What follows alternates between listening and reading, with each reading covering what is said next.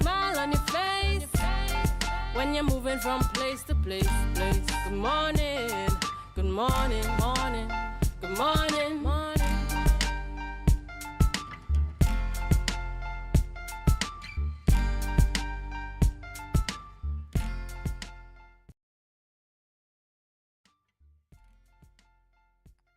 Good morning and welcome to the morning show on Tobago Updates Television. I am Adana Kambi and this is the day that the Lord has made and we will rejoice and be glad in it. It is Monday, 27th November 2023. It's a wet morning and so we are asking you to make sure that you cover up, have your umbrellas as you go out this morning. All right, ladies and gentlemen, we're always so happy that you join us on this station as we bring to you information that happens in and around Tobago. And right now we're going to head on over into the news in 90 seconds with Ariana Scipio, sponsored by B-Mobile. Thank you, Adana. Here is your news in 90 seconds for Monday, 27th November 2023, brought to you by B-Mobile. It's a Christmas season with B-Mobile. Celebrity Silhouette's second visit to Tobago on Saturday was the fourth of the season starting November 11, 2023. It saw a smooth reception with approximately 2,883 passengers. Despite logistical challenges, including 42 vehicles for 834 passengers, stakeholders' cooperations ensured 16 scheduled tours went ahead successfully. This contrasts sharply with the ship's November 11th visit, where over 300 passengers had tours cancelled due to a bus shortage. The Division of Tourism, Culture, Antiquities and Transport commended stakeholders for overcoming challenges, making this visit a success. Trinidad and Tobago and Curacao have signed a bilateral air service agreement after nearly a decade of negotiations. The accord, falling under the Open Skies category, aims to boost aviation connections, allowing Caribbean Airlines and Curaçao's designated airlines to expand services and develop commercial routes between the regions. The agreement is expected to stimulate economic growth, enhance tourism, and strengthen ties between the two countries. Minister of Works and Transport Rohan Sininan anticipates this deal as a precursor to similar agreements with Qatar and Ghana in the coming months, fostering increased connectivity and mutual prosperity. Trinidad and Tobago's Commissioner of Police, Earl Herwood Christopher, urged officers to enhance proficiency in standard operating procedures to prevent unnecessary loss of life, following the acquittal of 6 police officers in a 2011 case. The officers were on a trial for the shooting deaths of 3 individuals. While expressing regrets for the lives lost, the Commissioner emphasized the need for officers to adhere to standard procedures. Herwood Christopher highlighted the inherent risks in policing and announced measures such as a use of force policy and the deployment of body-worn cameras to regulate officer conduct and enhance accountability. And that was your news in 90 seconds, brought to you by B-Mobile. It's a Christmas season with B-Mobile. This Christmas we celebrate it, cause B-Mobile they come with rating. So brace yourself for plenty prizes, cause this season will be the nice. It's the most deals and the most vibes and the most cars and the most price. The most giveaways, the most para. Having a Christmas season with B-Mobile. I want a Christmas season with B-Mobile. Bring me sorry, let me toast to a Merry Christmas. Having a Christmas season with B-Mobile. Top up, buy a plan, sign up or pay your bills. Enjoy the best Trinbago Christmas. B-Mobile. Life is on. Thank you, Ariana. That was your news in 90 seconds, sponsored by B-Mobile. And ladies and gentlemen, we're going to head on into our birthday segments. But of course, before we head on, we have to say good morning to Julian Skeet. Good morning to each and every one of you. Morning, Adana. That kind of weekend, that kind of I weekend. know. Yeah, in the mix. Not so happy with the news, hearing of shootings and then hearing fatal accidents, a bit much in the mix, but we still continue, send our condolences indeed to the family. And, at this time, most definitely want to continue to encourage us, particularly in this Christmas season, let's try our best to, under the circumstances, slow things down, a little bit and so on, in and around the highways and byways. I know, sometimes it's not things that we can avoid, but if we make a more conscious effort on the roadways and with our interactions and so on, I sincerely believe this can help in some way, form, or fashion. So indeed, it's a good Monday morning going out to each and every one of you. Your type of weather, of course. Yes, when beautiful. I saw the rainfall, I thought of beautiful, you. Beautiful indeed. Yes. No complaints at all. Of course, it's just right. Right. It's not too rainy and it's not too hot. So I'm hoping that this can be maintained. All right. Awesome. So we're going to head on over into our birthday shout out segment.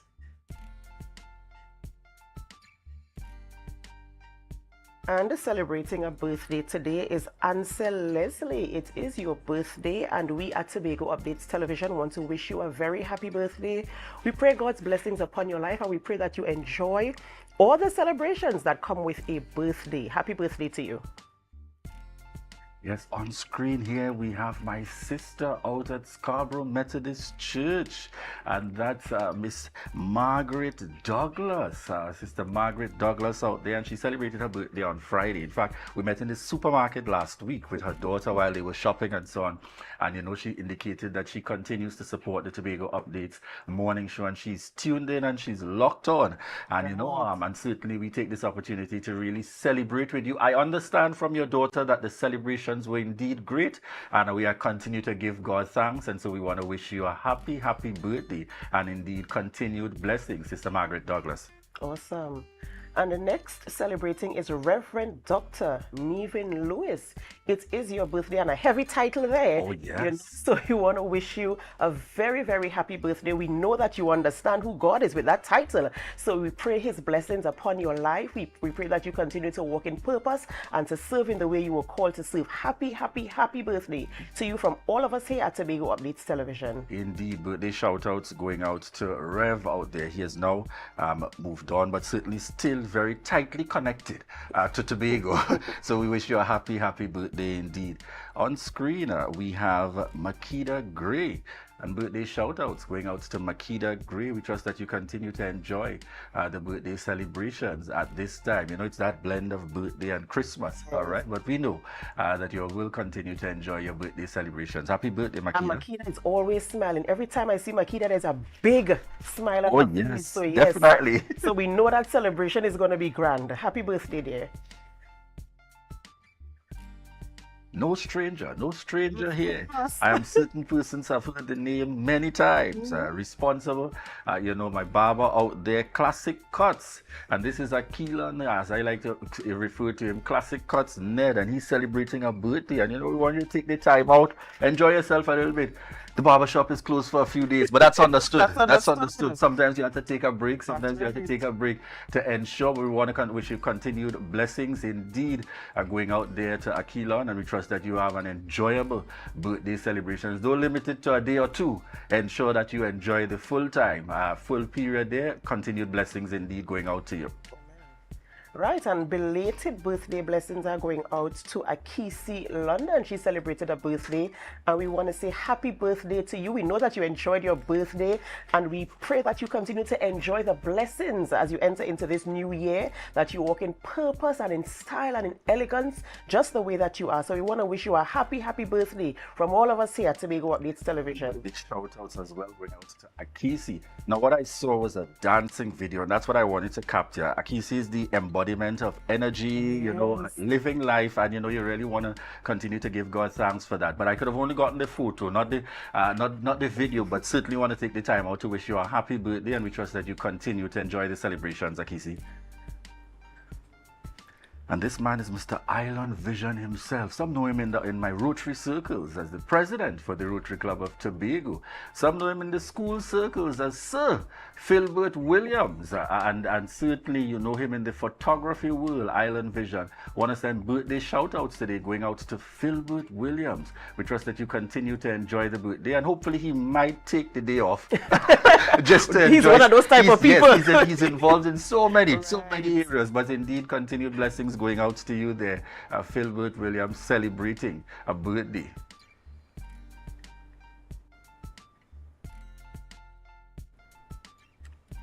Right, so Julian, who are we speaking with today, this Monday morning in November? So on this Monday morning, we get the conversation started with Ashwood Jack, and he's going to start us off. We're going to be having discussions with him, former minority leader of the Tobago House of Assembly. It's no secret we had some interesting happenings last Thursday, determinations being made by the presiding officer, being challenged by Assemblyman Duke, and so on, and the happenings in the House in general there at the Tobago House of Assembly. So we're going to get a perspective from the former minority leader in the Tobago House of Assembly, Ashwood Jack. Right. I see we also speaking with Orlando Kerr. He's superintendent for Trinidad and Tobago Police Services. Of course, we always get our updates from them as to what is happening in Tobago, and we're talking about violence against women and girls as well. And of course, he's going to bring us that tips and where that is concerned as well. And we rung the conversation with Mr. Brian Thomas. He is the chairman of Trinbago Tobago region, and we're talking Panorama 2024. It's November. We're talking about Panorama. It's the season. It is the season. So we're talking about Panorama 2024, what to expect. And that is how our conversations are going to take place today here on the morning show on Tobago Updates Television. So of course, we want you to continue to stay with us. We love to hear your comments. We love to read your comments. We love to know that you're supporting us. Of course, we love our shout outs because, we have our loyal viewers. So of course, we're going to take a few. That's right. That's right. I see they're already energized there in the mix with us this morning. Yes. I see Carol Fraser Davidson, Miss Carol out there, Pearl Murray Beard, faithful viewer out there, yes. Being with us from very early, Andre Edwards, Carl Mercel in the mix this morning. Good morning to each and every one of you. And I'm hoping as well, Adana, that camera has some quick footage for me. I want to send out commendations and kudos going out to the Seventh-day Adventists in Tobago. Yeah. Grand celebrations over the weekend. They would have hosted guests from far and wide. And in particular, I got the opportunity on Saturday. And most certainly, we would have seen that, I want to say that graduation and that movement from being a mission to that of a conference now, elevating. And I'm really hoping we can have, the president on with us or some members of the executive to really speak to that in terms of what that means here for the Seventh-day Adventists. But really kudos and commendations. I saw Treasurer Nero out there in the mix, President Vishnu, and the entire team. And I want to say commendations and my sincere congratulations to the entire Seventh-day Adventist faith, because this is certainly an achievement far and wide. It seems like camera is feeling me a bit there with some footage, but we will follow up on that. That's right. Also, I think this was certainly supported by the leadership here in Tobago, and I speak widely of the leadership when I say we would have had the presence of Chief Secretary the Honorable Fali Chavez Augustine and his entire family. You'd have had also the president, the presence of Assemblyman Sonny Craig, and also, his wife would have been there. I saw in the mix as well, Minority Leader Kelvon Morris, Senator Lawrence Hislop. The turnout and the support, really sending a clear signal of support. And it's always good, because as I've always said, in particular, I had the opportunity to be at family functions with both, Assemblyman Sonny and Senator Lawrence. And it's good when they can put aside. That's right. Put aside the politics and really come together in terms of lending that support. So certainly kudos and commendations going out now. So it's, they've now elevated to the Tobago Conference of Seventh-day Adventists. So we look forward to having an interview and some upcoming discussions in that area. All right, at this point, viewers, we're preparing to head on out to a break. So we certainly want to remind you that this is your opportunity to share the live, share the live, share the live. It's Christmas or decor. That's right.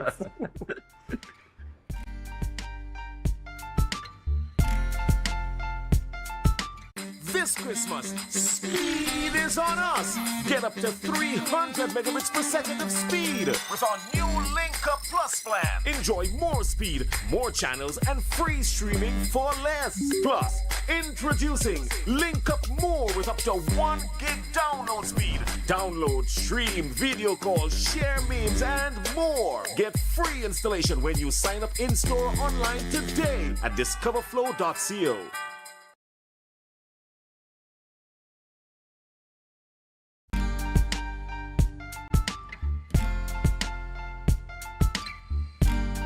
Put a smile on your face when you're moving from place to place. Good morning, good morning, morning, good morning, morning.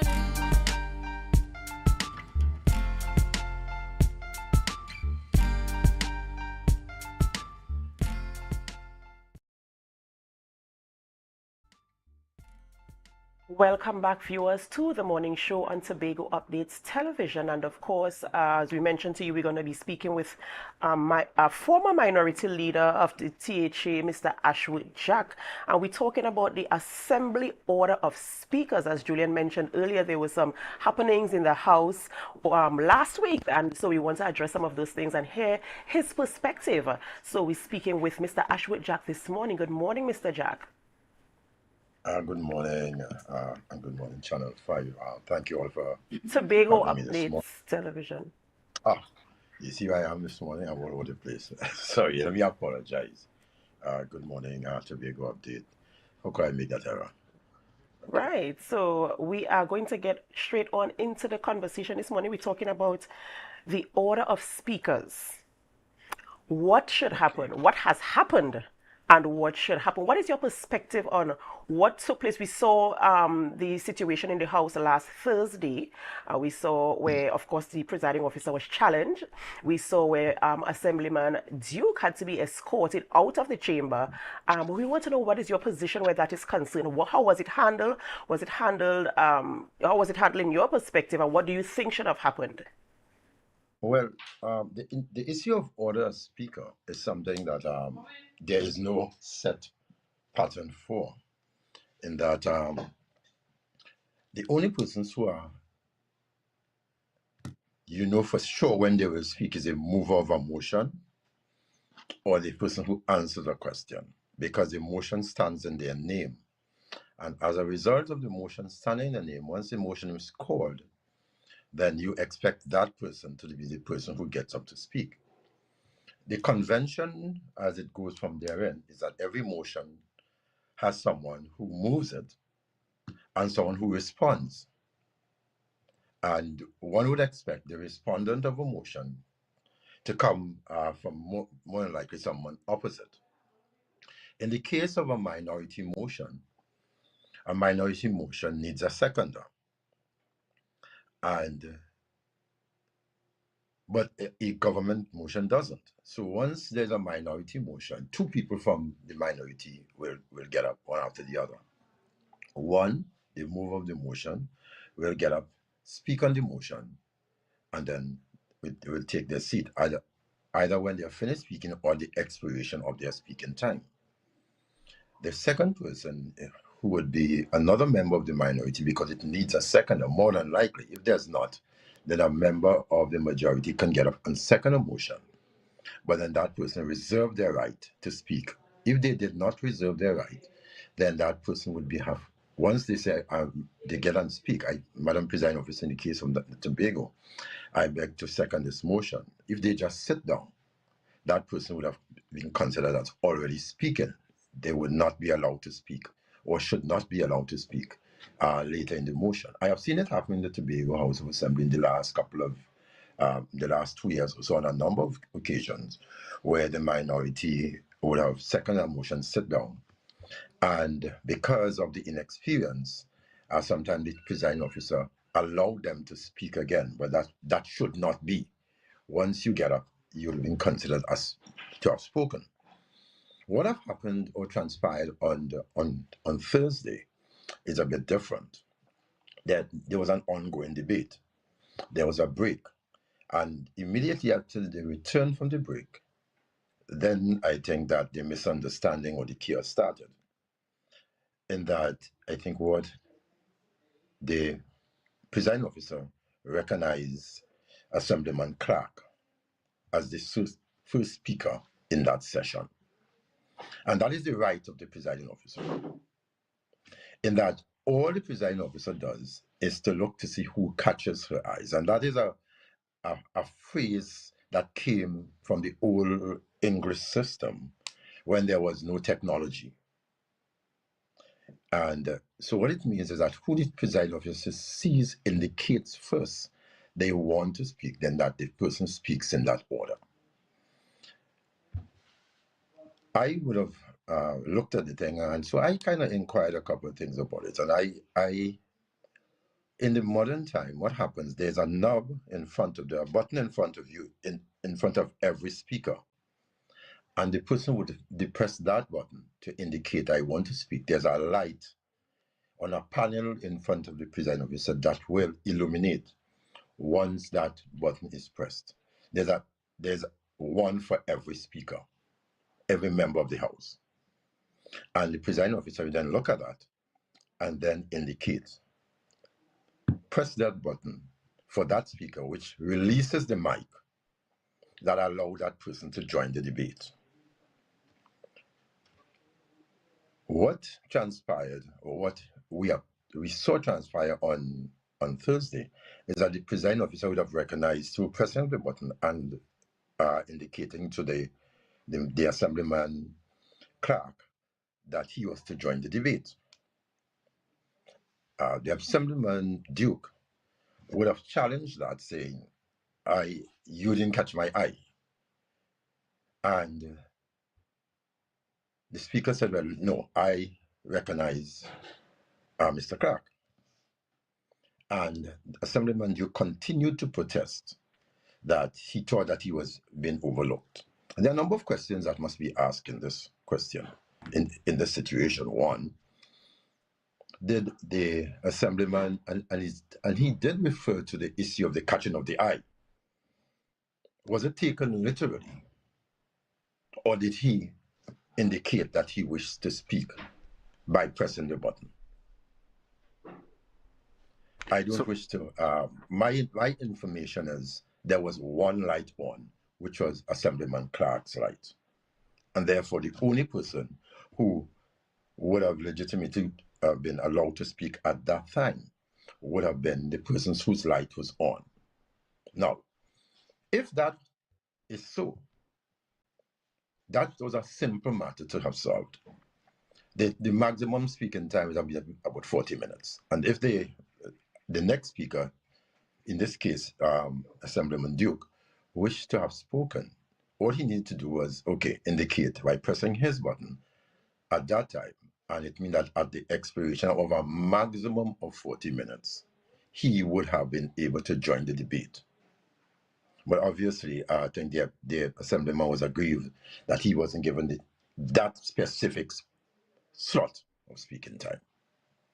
So, we had a circumstance as well where it is Mr. Duke was indicating, and of course, these things go viral almost immediately, making the reference that to the presiding officer, you are not looking, just as you're saying, in terms of being able to catch, whoever is able to catch the eye of the presiding officer in the circumstances. And he started to accuse the presiding officer of not looking in his direction intentionally.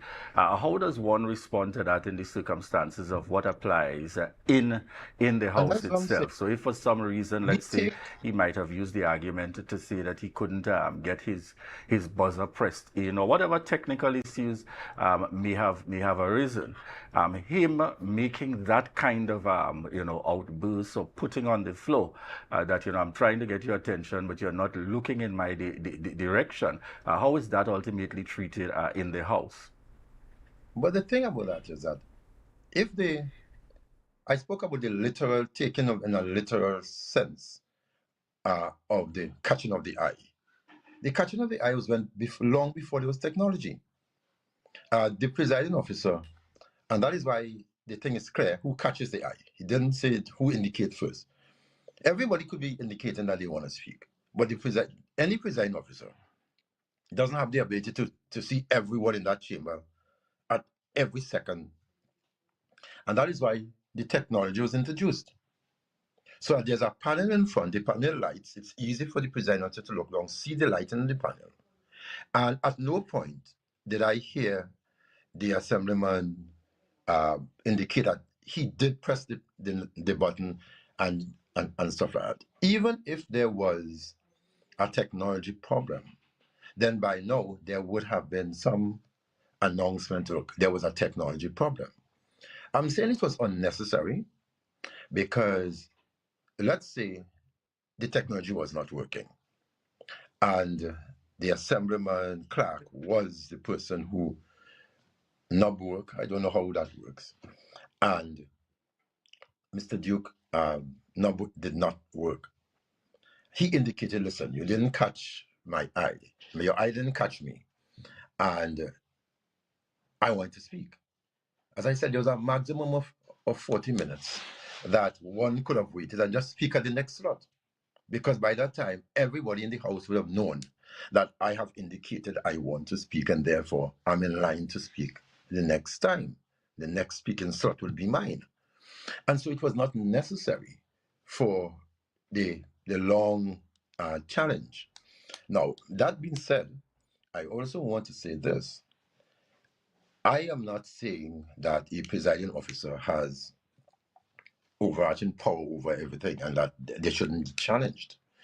Surely, anybody who has followed my political career in the assembly knows that I have challenged many a presiding officer on many occasions. That was the next question I was coming to. So you are known for that. If you go back into the Hansard of the assembly, some of the most profound challenges in the assembly to presiding officers was done by Ashwood Jack. When one presiding officer said to me, I ruled, and I had to say, based on what? And she said, I'm the presiding officer. I said, no, the presiding officer ruled based on the standing order. I mean, that argument went on for about 15 good minutes. But one of the things that was clear, and I remember in that, Assemblyman Kwaku always reminds me of that. And I remember in that discussion, the presiding officer, in the exuberance of the moment, the presiding officer got to her feet. And I was still on my feet. And the president indicated to me, I am on my feet. Of course, that only means one thing. Once the presiding officer is on their feet, you have no choice but to take yours. Yes. As annoyed as I was, I apologized. I said, Madam Presiding Officer, I'm sorry. I sat down. She said what she had to say. Once she sat down, I got back up and continued the discussion. I mean, heated as it was. So I'm saying that even if the member would have felt aggrieved, once the presiding officer stands to her feet, you really don't have a choice except that you are begging a confrontation that you can't win, but to take your seat. It does not mean that you cannot rise after the presiding officer take her seat. It means that discussion could have gone on in a more orderly fashion. But once the presiding officer stands to their feet, regardless of who else is speaking, regardless of if it is their speaking time or not, that person, by the standing order, must take their seat, allow the presiding officer to rule, and then you can challenge a rule of the presiding officer at any time. But you cannot get involved in a shouting match across the floor with a presiding officer, with both of you being on your feet, without there being consequences. So that was where I was going in terms of your, what you have put forward as challenges in the House. So the question is, Assemblyman Duke has raised concerns in relation to the fact that he's only, in his follow-up press conference, that he's only referred to by the presiding officer as Mr. Duke on most occasions and not Assemblyman Duke. There was an abuse of, in terms of the use of power. In fact, he even asked in the House whether he should get on the table, whether he should, bang the desk, etc., to get the attention of the presiding officer. And then we saw where the presiding officer would have taken and to utilize a ruling in the circumstances. The question is, for the benefit of our viewers and listeners, according to the operations of the House and the authority of the presiding officer, would you describe that as acting within the ambit of, or was it in some instances could be described as an abuse of power in the circumstances? What you saw happening on Thursday is that even after the presiding officer indicated to Assemblyman Duke on a number of occasions that he should take his seat, the Assemblyman continued to stand, challenge the presiding officer. The standing order is clear. Once the presiding officer gets to their feet, anyone else must, not should, must take their seat. As aggrieved as you are, as annoyed as you are, and as I said, I have had major arguments in the House. I remember one time there was another argument where the presiding officer was not even speaking to me, but I was minority leader. He was Mr. Kwak, who got up on a point of order and indicated, Madam Presiding Officer, on a point of order, and the presiding officer, without hearing the point of order, got up and said, that is not a point of order. I mean, that caused me to spring to my feet and say, do you read minds? What is the point of order he was bringing? You did not ask him to present his point of order. That again caused other members of the majority to get involved, and we had a very healthy banter that went on for a while. But every time that the presiding officer got to her feet, all of us knew that there was no choice but to take your seat, because that is what creates order in the House. If that is not done, if everyone gets up and shouts across the floor, then there will be chaos in the House, because once you start allowing stuff to happen, then that becomes the norm. And as I said, it was unnecessary. What transpired eventually was probably the only outcome that one could have seen, because there was a clear indication that the Assemblyman was refusing to take his seat while the presiding officer was on her feet. So something had to give. As either the presiding officer said, look, I am relenting and sitting, and that will have given up the authority of the chair, regardless of who is in the chair. Or the Assemblyman will have said, listen, the standing order provides for whoever is on their feet cannot be standing at the same time with the presiding officer and he take his seat. Obviously, there was two very strong-headed people, and in a case like this, the only thing that wins out is going to be the rules of the House. Thank you very much, the former minority leader Ashwood Jack, bringing some perspective as to what took place in the House on Thursday as it relates to the challenge between the presiding officer and Assemblyman Watson Duke. Of course, him asking to be escorted out of the House because of his the challenge that he posed to the presiding officer and the August House. Thank you so much, Mr. Jack, for your contribution this morning, for bringing some enlightenment, for bringing your perspective and also your experience as being a member also of that House, and presenting your own challenges, as it were, back then. Thank you so much for that perspective. Thank you. Bringing that to our viewers. Thank you for having me, and let me apologize again for changing your name this morning. we know you have it right now. In fact, you will join us as we head on out to the break with our signature line to remind our viewers to share the life, share the life, share the life.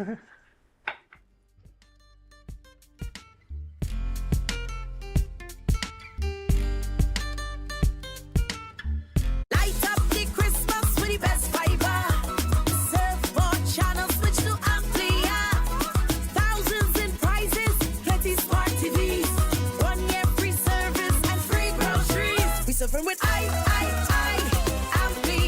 We winning with Amplia.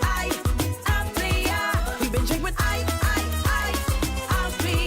We winning with Amplia. Sign up now for 50% off plus a chance to win over $100,000 in prizes. Call 800-4663.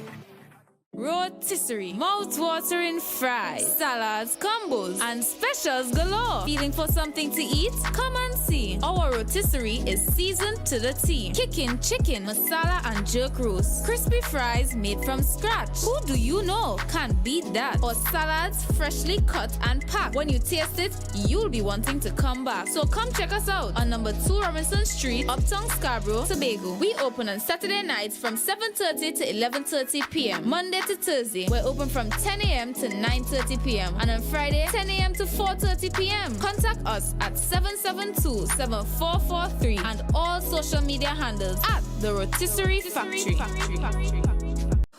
Hey, hello guys, welcome. Come have a seat. Oh, this is so stylish and I love the fabric. Darlings, you must tell us where you got your new furnishings. We got them locally at Standard. They've got new chic European furniture, crafted from high quality material. Oh, Standard? No, it's Standard, their brand new Hive collection. Experience luxurious European furniture at a price you will love. The Hive collection, now exclusively available at Standard.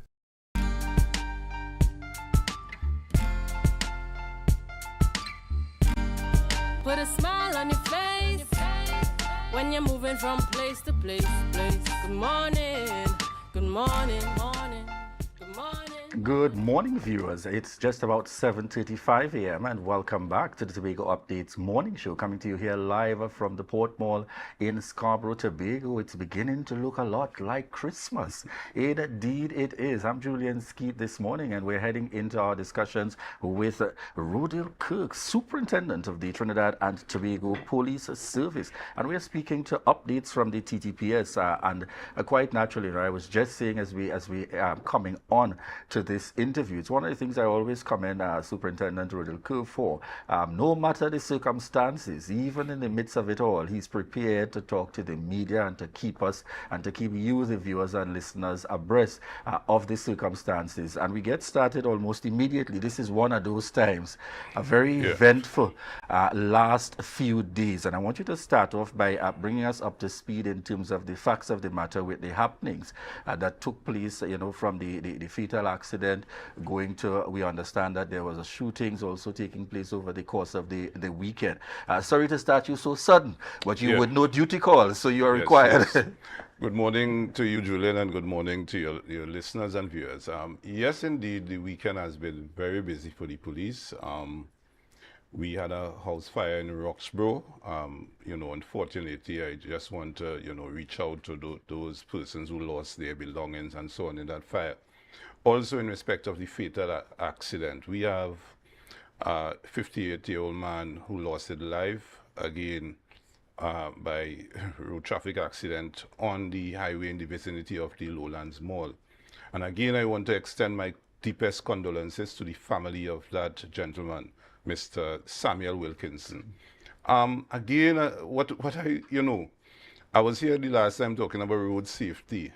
And I urge motorists and pedestrians alike to be careful even around this time while using the roadway, because we know, what we observe, drivers, we are telling you reduce your speed. We are telling you be road safe. We are telling you be self-aware. And yet again, we continue to see, not only in Tobago, but in Trinidad as well, we have fatalities in terms of road traffic accidents over the weekend.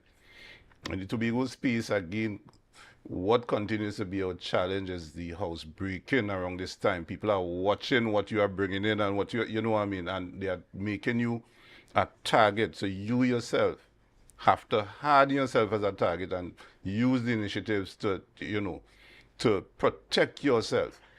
We had our Sherburne Road Police Station yesterday going about the community of Patience Hill, and the idea was to sensitize people about crime initiative and what they can do to prevent crimes being perpetrated against them. So that is commendable by the Sherburne Police, and I must say hats off to Inspector Piggott and a team. But the weekend again has been very, very busy, and we continue to serve you. We continue our rollout with our operations for the Christmas season. You will see the police presence in the shopping malls, in the shopping areas, in the areas where on the street you will see the police more visible, in the week ahead coming forward. And let's start from let's also look at the perspective of the accidents and the roadways. Would you say, I know it may not necessarily be law at this time, but what's your thinking in relation to getting to that point where defensive driving becomes part of how we operate as a people? Is that something you'd want to encourage? What are your thoughts in that area? I will always want to encourage it. I myself has been a beneficiary of defensive driving. And one of the three things that they talk about is recognize the hazard, understand the defense and act correctly in time. So those are the three main principles that you must observe as a driver. And, and again, accidents do happen basically mainly on human error. And, I saw something just recently, and I'm going to urge members of the public to cease that practice immediately, because I'm going to ensure that my traffic personnel go out and shoot to that. That Claude Noel Highway in the vicinity of Light and Life, you see motorists still come, stop school children to cross that roadway on a busy rush hour in the morning, and that shouldn't be encouraged. Under no circumstances, we are trying to minimize the number of road traffic accidents, especially fatalities. And we are doing our best. We are doing our public education campaign. We are doing our DUIs. We are doing speed. We are sensitizing people. And yet still, people still want to engage in the lawless kind of driving. I mean, accidents do happen, but these are things most of the time could be avoided. It could be avoided, but, again, the public needs to be aware, especially around this time, and drivers need to reduce their speed. They need to drive for themselves and for other persons using the road. So that is my advice this morning. We are going to be out there, and we need to step it up. We need to step it up, because even last week, Friday, I would have been coming down and you see people, drivers engaging in lawlessness, and I would have used siren. I would have tried to pull aside drivers, and they are saying flat, "What you harassing me for? You can't pull me aside." Driver telling me that on the roadway, I had to take some action Friday gone in respect to that. So it means that our drivers need to be educated about the laws, the road traffic laws in Trinidad and Tobago. So I want to also clarify, just as you mentioned in that vicinity there with the high school, there are some who come, and I understand, coming from the west, those on the opposite side, creating that challenge. Does the law stand in the same way for those who are coming from the east? Because I see some of them coming from the east and they try to pull in what is a small space there on the side to drop them off on the actual side. Are both not allowed? Whilst that may appear to be a bit safer, right, there is regulation on the highway that says no stopping your shoulder in case of emergency, and you are pulling on the shoulder basically and stop. And I'm saying, that should be discouraged, because when it starts that way, even with the driver exiting the shoulder to merge back on the highway, could result in a collision. And that is why we are trying to urge, whether you're coming from the east or coming from the west, try to desist from that practice, because it will create congestion and the risk would increase in terms of you getting in an accident in that area. So either way, folks, just a note, it's not acceptable under the circumstance. Whoever viewer asking about the question, what would be the charge for a driver in the case of what took place, over the weekend here with the fatal accident and the life that would have been lost in the circumstance? Well, I don't want to preempt anything, but an investigation will be done. And if it is that it's found that the driver was the one at fault, usually on completion, the charges that may be, it could be dangerous driving, it could be causing death by dangerous driving. All these are charges that could be considered, but I'm not seized of the facts of the entire incident. So when that comes forward and the investigation is complete, then we will make recommendations, and then we'll know what charge we'll prefer against any person, if there is need for that. All right. This morning we also want to chat as well in terms of the concern, and it's something we really don't want to see rising at all here in the Tobago space, violence against women and our girls. What's the take and the positioning of the TTPS at this time? Well, last week I came here and I talked about the International Men's Week and how men should step forward. This week, we are looking at the celebration of the 16 days of activism in celebrating or in recognizing, gender-based violence against women and girls. And what we are advocating is for us, the men, again, to step forward and join the chorus in terms of the call, an awareness against these gender-based violence. Because what we recognize is that men are also victims, but at the same time, the records would show that, this kind of action is more perpetrated against women and girls. So we are urging our men, instead of standing on the sidelines, to step out and join the call, join these groups to advocate against it, because it's something that is becoming too prevalent. And the TTPS, although we adopt a zero tolerance view in terms of violence against women, we are saying that us as men now to step forward and join the call to stand up against violence against women. Oftentimes we will see, whether it be in our neighborhoods, in our workplace, we'll see things happening, and you find people will stand up and say, well, it's not our business, leave it, let it happen. Time to step forward, let your voice be heard. I think it would be a bit more empowering if men itself step out, join the women in terms of calling against, these gender-based issues. It just send a clearer message that we understand, we understand what takes place throughout the world, and we are there to support the call so that, these issues could be treated with and, put in the forefront so that we could deal with it in going forward.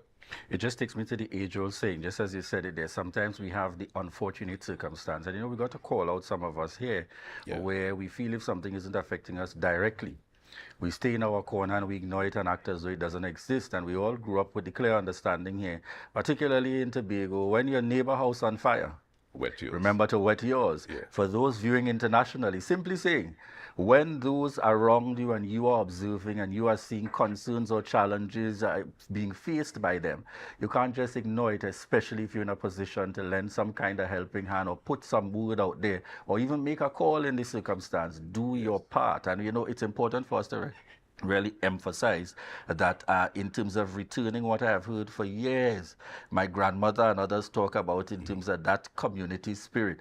Today we may call it being, a commerce and you're minding people's business, but ultimately what it did for us years ago was to key to that opportunity that everyone was looking out for each other, looking out for each other in terms of that sense of community. And I want you, to also just touch very quickly for us as we spoke about men more recently and, girls and women, that element and reminder of how the TTPS has now transitioned into really seeking out that community element and connecting. So you don't only see the TTPS when something is wrong. Of course. And the thing about it, you see, we start looking at ourselves as proactive agents instead of reactive. So this is why we are here sending the message out, because we recognize even at very young, we need to let our boys understand all these issues so that when they grow up, it will be manifested in them so that they could be agents of change in going forward. So this is one of the initiatives that we start. We don't just sit and wait to react to something. We are trying to prevent it. So this is why I'm here. And you may ask the question, why a man or a male is coming here to talk about, gender-based violence against women and supporting women. This is just the start as a stepping stone. Seeing me as a male coming out and stepping forward and sending that message and advocating as well. I would want others like me to join me and join the female out there to to advocate their message as well. It sends a strong signal. It puts us on a united front, and it shows that let's don't tolerate these issues. As I will take a line from them, they say let's be a hero and cause gender-based violence to be zero. So that is part of the message that we want to send, in going forward. So, I call upon my brothers, let us, show the support in this week, ending the 10th of December. Let us go out and, show that support against the call against violence against women and girls throughout our world, throughout our nation, throughout, our communities. All right, so it's the activism week that's happening. Yes, the 16 days of activism against, it started November 25th, and it's due to end on December 10th. So certainly it's a reminder and a call going out to each and every one out there. And I just give you the opportunity, closing statements, and to incorporate quite naturally that reminder to persons in the event of an emergency, what they should do. Your closing comments. Right. My closing comments again, the Christmas is upon us, and shoppers will be out there. Again, we urge you to be self-aware. In case of emergencies, dial 555, dial 211, dial 999. Or, call the nearest police station in your zone in Tobago. Try to look them up. There is Scarborough 639-2515, Sherburne Road 639-8888. Just call the emergency numbers in the event of anything, and the police will respond promptly. Excellent. Thank you very much there again, folks. Superintendent Orlando Kerr of the Trinidad and Tobago Police Service, giving us that a general update in terms of the happenings and the reminder. Yes, even as challenging as it may be, the TTPS is certainly taking up its responsibility. Speaking as well to that connection, road accidents, it seems to be a big topic at this time, and we got to continue to remind us. Folks, if we all just try to slow it down a bit, we could make a difference in the circumstance. And so let's remember that greater responsibility and urgently that reminder in terms of the 16 days of activism happening until the 10th of December. Let's connect and let's make sure that we do our part in the circumstances. So we say thank you very much again. The TTPS continuing to keep us connected with the happenings and the information and the progress that we're making as well. And that gentle reminder, folks, as we head on out for a break, it's your opportunity to share the live. Share the live. Share the live.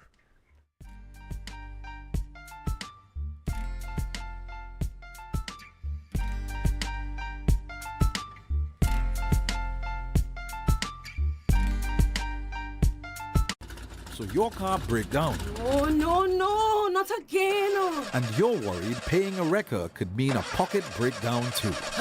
But when you're insured with Tatil, no stress. Yes! A Tatil motor policy has lots of benefits that protect your pocket, like free roadside assistance. That's free 24/7 every time, as many times as you need. Tatil, where people are people. A member of the Ansa McCall Group.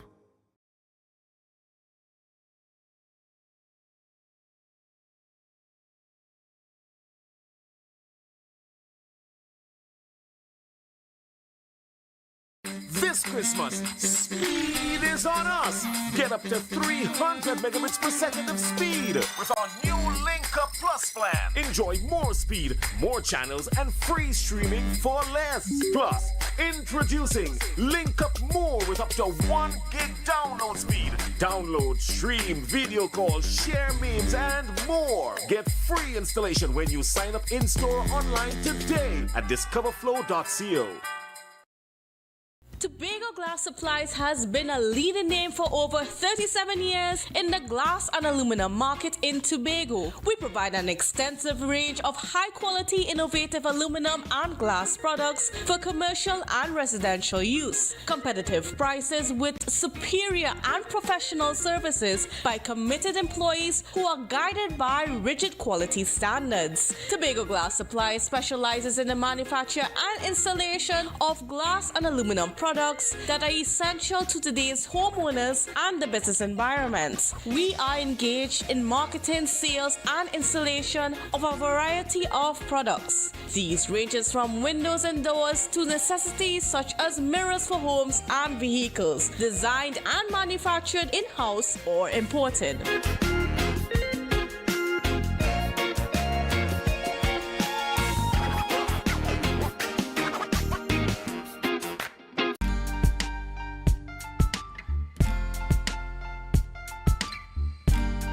Put a smile on your face when you're moving from place to place. Good morning, good morning, morning, good morning, morning. Welcome back, viewers, to the morning show on Tobago Updates Television. I am Adana Combi, and we continue conversations with our guests in studio. This morning, we're speaking with Mr. Brian Thomas, and he's the chairman of Pan-Trinbago Tobago region. Of course, we're heading into carnival season, so Panorama is coming up. So we're talking about Panorama 2024 and what can we expect from the Tobago region of Pan-Trinbago. Good morning, Mr. Thomas, and welcome. Good morning, Adana. Nice to be here this morning. Yes, it's nice to have you. I mean, festive season, we come straight from Carnival, then we're going into Christmas, then we're getting ready for Carnival again, right? So let's tell us a little bit of what we can look forward to, what has happened in the past, where we are, and what we can look forward to in 2024 with Panorama. Well, we just came out of the Tobago Carnival where we had a successful event of the Rhythm, Steel and Powder. You know, it was well attended and a very, really nice show. And so now we are heading into the Panorama 2024. We have a mantra in Pan-Trinbago that Panorama, Pan have no season. So it's that all year round. And if you notice this year, I've been on this program several times. About 25 million times. So I know, expect me some more because we are going right around the year. And by doing that, we keep the youths active. We always see national instruments, so we also keep the national instrument on the spotlight. So now we are going to 2024 Panorama, which has already started.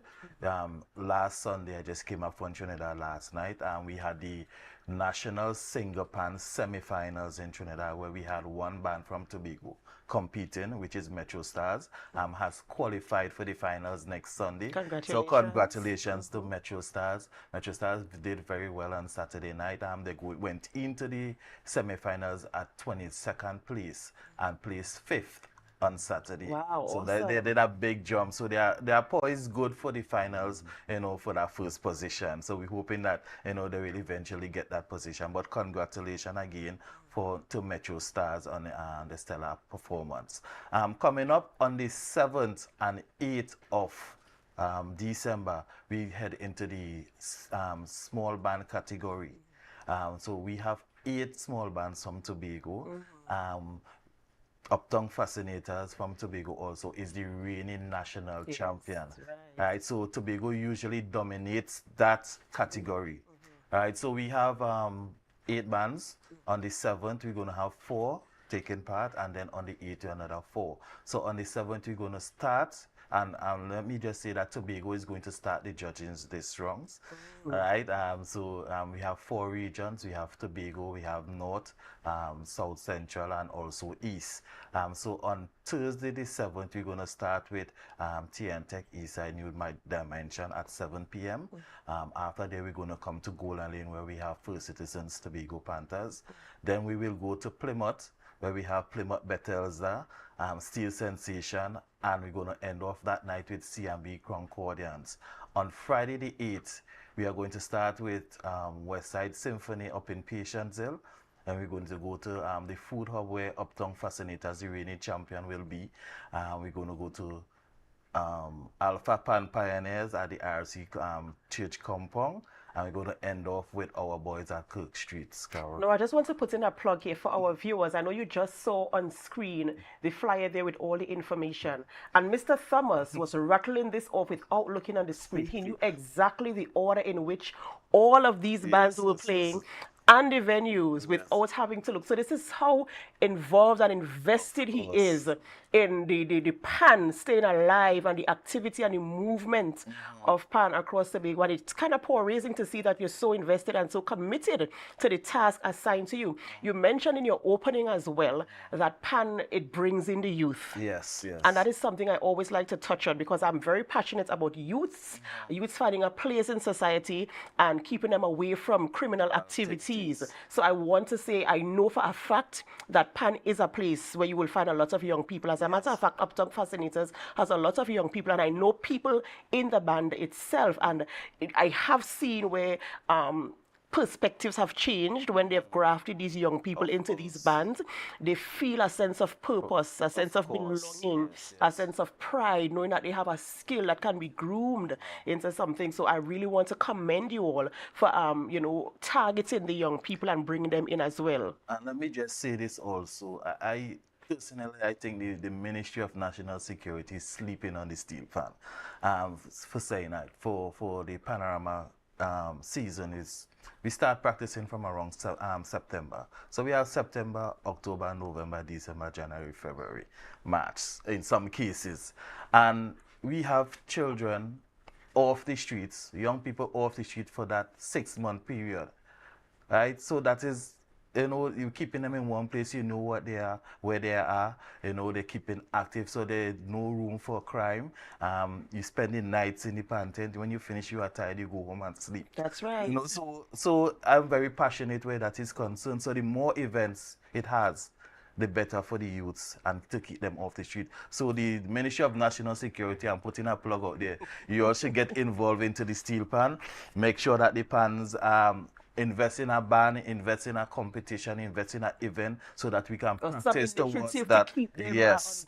Yes. So once we have events, we have practice. Once we have practice, we have the streets. That's right. That's the whole thing about it. Awesome. I really want to congratulate you and the work that you are doing with the Tobago region of Trinbago, and I really want to congratulate all the bands, and I want to congratulate our band for coming in qualifying for the finals, moving up from 22nd when they entered to 5th. That is really commendable. So I want to congratulate you guys, and we look forward to great things in 2024. I mean, I'm not a pan, I can't play pan, but I grew up in a house with music, right? My father used to play pan and calypso and all these things, so I know, you know, the cultural and the to me, it's kind of like a really gelling together. It's a community type thing, you know, so I really like to hear things like this. So congratulations to you guys, and of course, you're going to keep us updated with all that is happening with for Panorama 2024 with our Tobago bands and as they progress, right? So the 7th and the 8th is when the small band competition is going to be taken. And let me just also say this, that the Tobago small bands has been dominating this category. All right, so out of all the region, we have been having the most band getting into the final, and of course, we are the reigning champions. All right, so we are looking to do that again in 2024, but we can't do it without your all support. We are asking people to come out and support the bands on the 7th and 8th of December, and right after the small bands, we're going to have the medium bands prelims on the 15th of January and the large band prelims on the 20th. And I'm sure we will have you back before then to talk about that as well. Of course. Ladies and gentlemen, we're speaking with Brian Thomas. He is the chairman of Trinbago, Tobago region, talking about what is happening for Panorama 2024, where our bands are concerned, and the positions that they are taking in the platform in the industry, where Pan is concerned, keeping the national instruments alive and the culture of Trinidad and Tobago alive, especially in grafting our youths into this, which is something I really, really do commend. All right, ladies and gentlemen, this is where we are wrapping the morning show on Tobago Updates this morning, and we are so happy that you stayed with us till the very end. But don't go, of course, we are going on to beneath the surface with Jerry McFarling, and we'll be talking this morning with Councillor Orlando Kerr. So, of course, we invite you to stay with us as we move on to that series. But before we go, of course, we invite you to share the live, share the live, share the live. Have a good one.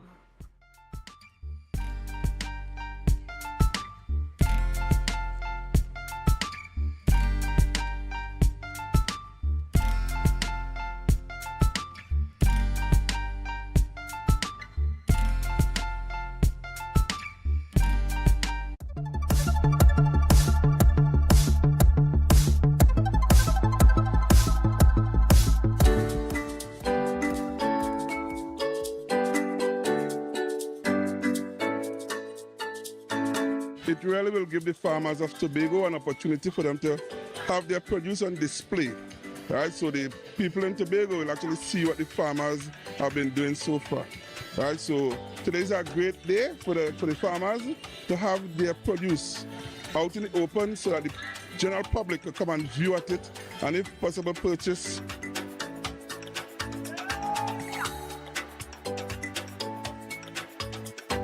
Specialize in doing wooden items, and like we have the cordless blender, you know, the wooden one, the wire one, and we have all the wooden items like the dabbler.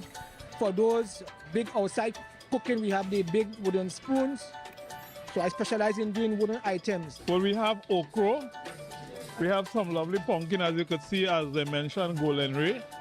We have coconut water, both in the shell and in the bottle. We have juice also, as you could see, pomegranate, plus the guava, mix it from citane. We have plantain plus banana.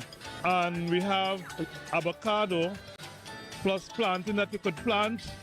It will bear just now. So you are the farmer? I'm the farmer. You know so much about farming. How long have you been farming? Well, I could at least say from the time I know myself, it's because I grew up with my grandmother, and this is where she put me to involve in agriculture. And like that is in my genes, because sometimes when I'm sleeping in the night, it's like I only seen produce. So I really love it.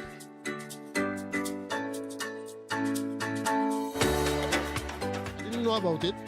I just was passing by and somebody introduced me to it, and I came in and look, I get cassava, dashi, and all this kind of thing to go home and make a little soup. You know, so I appreciate what I see taking place. I see that the agricultural development is really developing in Tobago, and I would like to see much more of this taking place, and I like to see it extend worldwide. What juice tasting? Very good. This is guava. It's guava juice.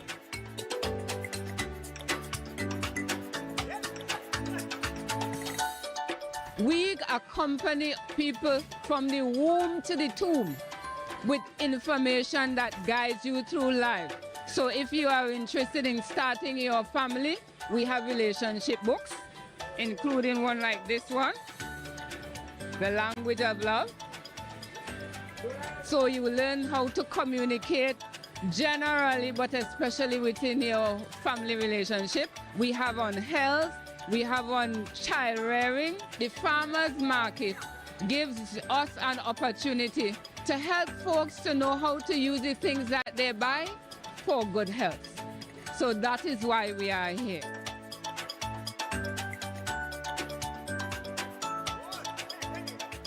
Everything here is locally grown, organically grown, and if it's not grown, then it's produced, the byproducts of that which we grow from the soil.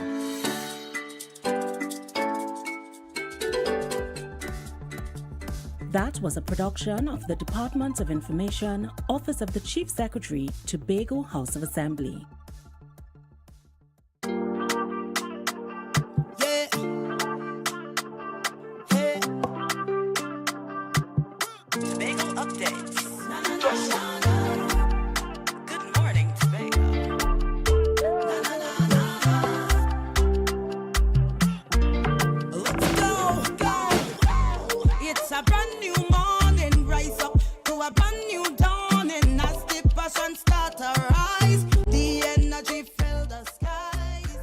Good morning, viewers. Welcome to Beneath the Surface as we come to you from the lovely studios of Tobago Updates Television. And I hope everybody's well and so on and ready for the challenges of this week ahead. As we continue with the program Beneath the Surface, where we interview all the members of the Tobago House of Assembly, those on the government side, those persons on the minority, and of course included the councillors and the presiding officer. Hopefully we'll get all those persons, and most of them are scheduled to be on this program between now and the 6th of December. Tomorrow, before I forget, we will have Tashia Boris, but today we have in the studio with me is the Assistant Secretary for Education and Technology. Research and Technology. Yeah, Education, Research and Technology in the Tobago House of Assembly, Mr. Orlando Kerr, Councillor. Councillor, how are you going this morning? Welcome to the program. Good morning, and thanks for having me. And I'm doing quite fine. You know how long I've been looking forward for this opportunity to have this chat with you, whether officially or informally. Okay. You know, I mean, or people refer to you as one of the decent persons in the Tobago House of Assembly. You know, I don't know how they came to that conclusion so quickly. Maybe it's a past record, or. Well, I would want to think so, and I'm hoping that I do not disappoint. But I have enough confidence that I won't, because I believe in some very strong principles, and I intend to hold on to those principles. So I've heard a lot of persons say when you get into politics, you are compromised and whatever. But I beg to differ. I think that you can be an honest politician, and I intend to try to do that. Yeah, To the I best had of my that kind of ability. issues Yes. when I about to enter politics. They said, Jerry, you're too decent to enter politics. Keep out of that. But I was determined to try and see if I could make a difference as a youngster. You know. Anyway, we want to get to you are a teacher from Stone, but before we get to even teaching and your entry into politics, how that was really. I mean, you decided one day that you're going to enter politics or be involved in political activity, or somebody beg or force you, or the community at one stage in my the community came down on me and said, listen, you have to contest, or you have to be part of this process of enlightenment and so on. How that worked? I think my coming into the spotlight happened when I became the Tobago Officer of Tutor in 2014, and being someone who had a passion for change and improvement and so on. I know you remember some of the things that would have happened. I would have had numerous battles with different secretaries, Mr. Cadet, Mr. Charles, and so on, all to the betterment of education on the island, right? And I think that, that would have been the catalyst for me being sought after by many of the political parties, because when I demitted office in 2020, I was approached by different political organizations. And the funny thing is that I always said that I didn't want to get into politics.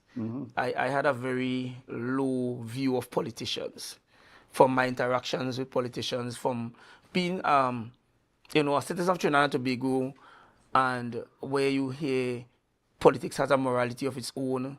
You're seeing a politician saying one thing now, and in the next 2 months they change their whole demeanor. You get the impression that as though they don't stand up for anything. So I really did not want to be associated with politics. So I turned down all the offers that came my way. That was in 2020. Yes, in 2020 and even beyond 2020, there was a time when I wouldn't call the organization. They literally staked me out. Almost every other day, somebody else was coming to ask me, and persons in the community as well, asked me if I'm not willing to serve and so on. And I said, I don't want to get into politics. Even my former organization, there were officers who felt that, hey, you're setting a platform for getting into politics. And I was like, I am just simply trying to do what I have to do to the best of my ability. I believe strongly in certain things, and I tried my best to improve the terms and conditions of teachers in Tobago. And I think to a large extent, my 2 terms in office were successful terms. And we did achieve. 2 terms, right? No, we are statute barred in tutor. So I think that a lot was achieved. And again, as I said, it is because of my belief and how I believe that, when you give persons the assurance that you're going to serve them, that you serve them without fear, no favor, malice, or evil. So that was when I came into the spotlight, basically. But you grew up in Delaford, right? Tobago East. Yes, yes. I grew up in Delaford. Humble beginnings, family of 6 children, my mother and my father. We weren't rich. We were, I can't say we were middle class. Things were challenging. And, I grew up in the old time days, and I went to Scarborough Secondary. I attended Delaford EC, Delaford Anglican School. I'm an Anglican. And then I went to Scarborough Secondary. That was when Scarborough Secondary was 3 years, and then you go to Signal Hill. And then I went to Signal Hill. I wouldn't call the year because I don't want anybody to try to guess my age. But kind of assuming that already. Right, but they will know it was a while back because at that time Scarborough Secondary was a junior. Growing up in Delaford. Well, to be honest with you, I often There was an agriculture production zone, if you could tell me, most of those areas in Tobago East around that time, Well, to be quite honest, I am very happy with growing up in the countryside. As a matter of fact, I live about 150 meters from where I grew up. My house is just a stone throw away from my mother's house. And I will not leave Delaford for anything.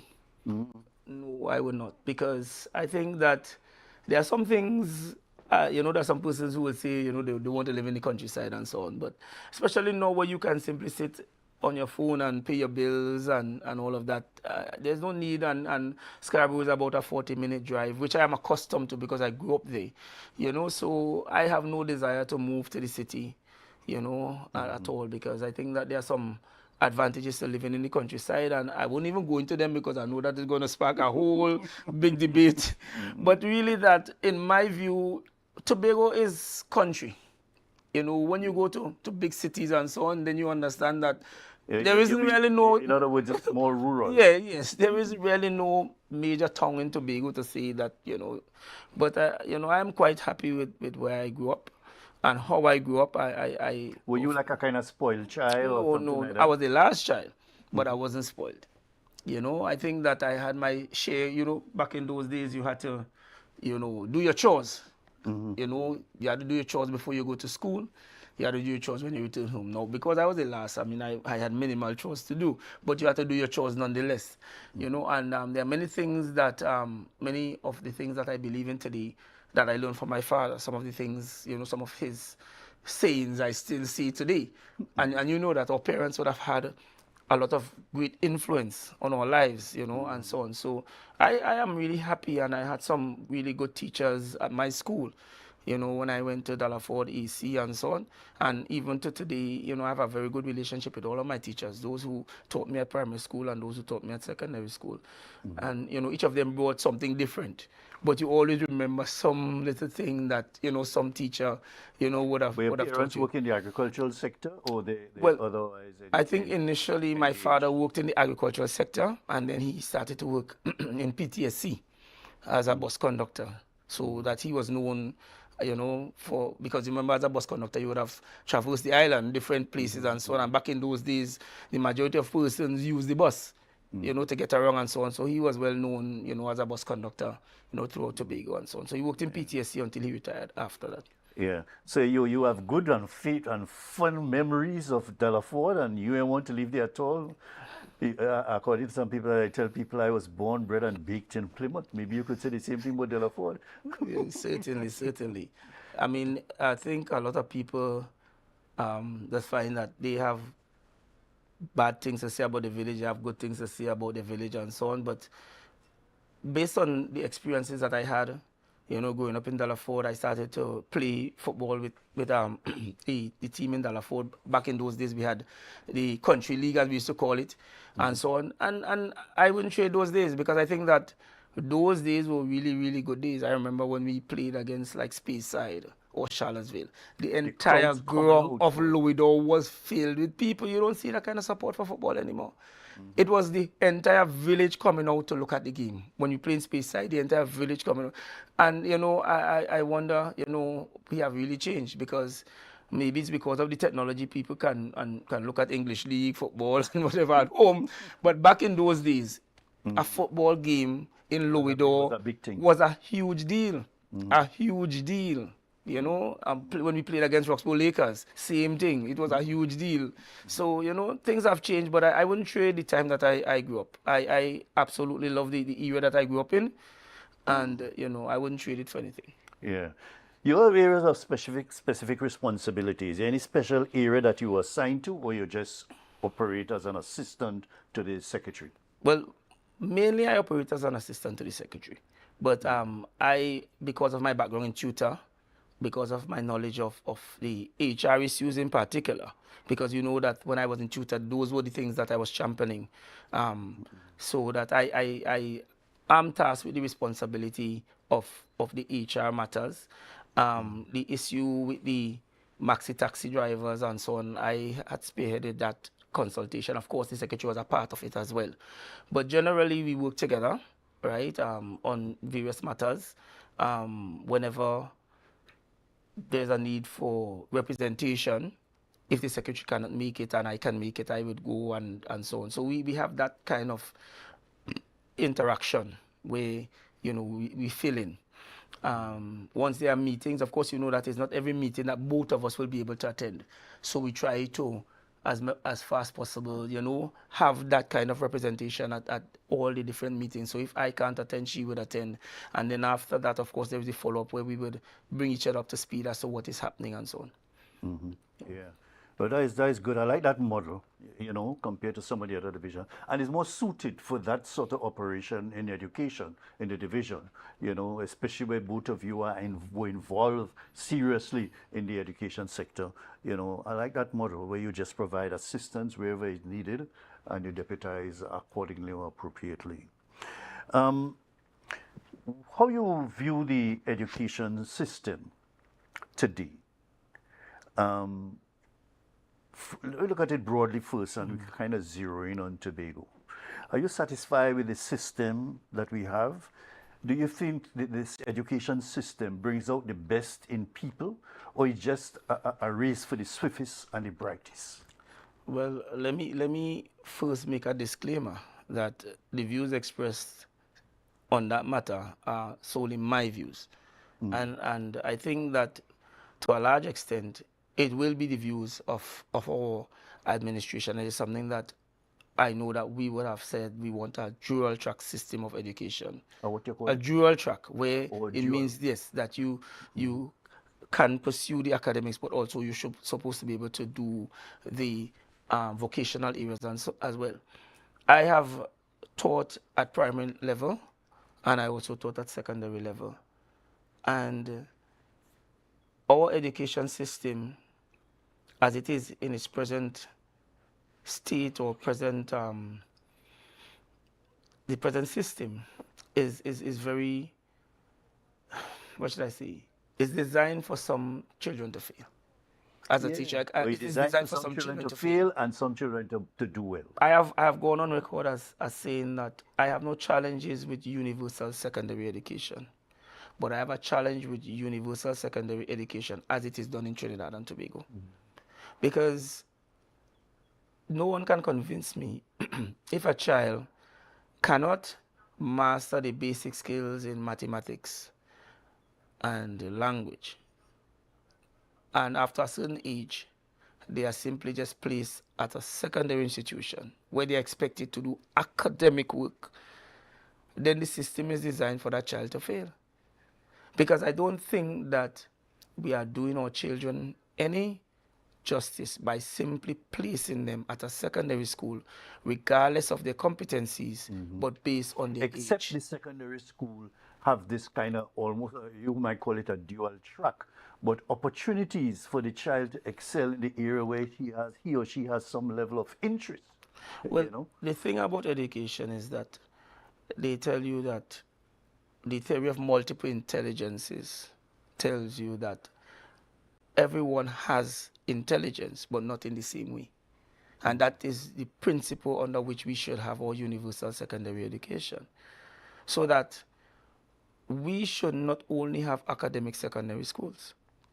And that is the model that we should move towards, where a child that is gifted and talented by working with their hands should be placed at an institution where they are given that opportunity. A child that can listen to a piece of music and play it should be given the opportunity to go to those kinds of institutions. And of course, once you are where your strengths are, the academics is going to fall in line. I remember when I taught primary school, and we had back in those days standard 6 and 7, and some of the boys who were not successful at it was common entrance back in the day. They were able to, while they were having challenges with mathematics, when Mr. Perry at the time was doing little woodwork with them and so on, and teaching them measurement, those boys were able to learn measurement because it became something that was functional. They needed to learn part of what they're learning. They needed to learn to measure to do the carpentry. So they learned, but if you sat in a classroom and try to teach them measurement in this abstract way, they were not able to learn it. And therefore, the human condition is that you're going to learn things that you need to learn to function. And therefore, I call it going through the back door, where you can have children excel in the academics by putting them in an area that they like. So once they like it, and they are good at it and they experience success, they are going to learn the academics. So rather than trying to put them in a secondary school that is academically inclined and try to get them to learn this thing that they have challenges with, put them where they are strong, put them in areas, in schools that cater to their needs, and they are going to excel. They are going to learn the academics. Yeah. But I think that the fact that we have, well, from the knowledge that I have, we have only academic secondary schools with a few with tech voc wings and so on. And our failure rate at CXC is already very high. I'm talking about nationally. So it tells you that there isn't And Tobago is not high up on that zone, on that thing, on that area. Nationally, I don't have the actual stats, but I know that it is high. So it tells you that there is no need for any new academic secondary school. We have enough. What we need is specialist schools for children who have different strengths. And that is where we need to go. But I think that the politics affect a lot of what we do, because we can sit here, and I think both of us can agree that our model of universal secondary education is not working. As a matter of fact, I have the belief that it is linked to a crime situation now, where when children are placed at secondary school now and they can't cope, and they cannot cope, and they cannot succeed, it is easy target for gangs to recruit. Because remember, I am not good at anything. I can't do the math, I can't do the language, but I can stick you up with a gun or I can bully you. Then I'm experiencing success someplace. So it's easy, they are easy targets now for gangs to recruit them. And that is, to me, where we have to focus. Because if we have to change our crime situation in Trinidad and Tobago, make no bones about it, we can buy as many police cars as we want. We can equip the police with whatever. If we do not change our philosophy of education, we are going to be in the same problem. And that is where we need to look at. But as I said, politics of the day affects everything. Because I think that I remember when Mr. Pandey announced universal secondary education, I was a teacher in the system. It was announced over July, August, and the Prime Minister said it and it had to happen. And I remember back in the day, they weren't ready. We had to put children in Roxburgh Bay School on a wing and so on. We had to find teachers to teach them and so on. It wasn't well thought out. Now, as I said, the idea of universal secondary education is a good one. But we in Trinidad and Tobago, we tend to have great ideas, but we don't take our time to flesh them out. We don't take our time to have them well implemented and so on. Right? We want to rush it so that we could say that we did it. But very often we do not take the time to do the thing, the prerequisites and so on, and put the thing in place properly. And I think that was around 2006 or someplace there. We're in 2023. 2006 or so, I think, because I was at primary school then. And we have not made any adjustments to what we started. So even if that was the beginning of it, right? You are saying that so many years later, we have not learned that it's not working. Exactly, correct. And no administration wants to touch it because they believe that they will pay a political price.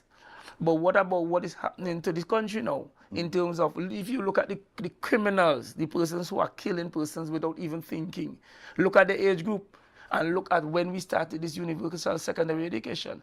I am of the view, as I said earlier, it's my view, that there's a direct correlation between when that started and what is happening now with our crime situation.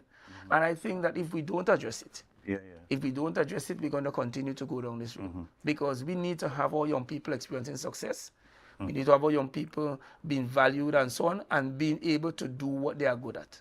Yeah, let's take a quick break and come back and we continue this discussion on education and the system, whether we really need to pursue in a serious way this dual track system and encourage children to operate in an environment where they can be the best they can.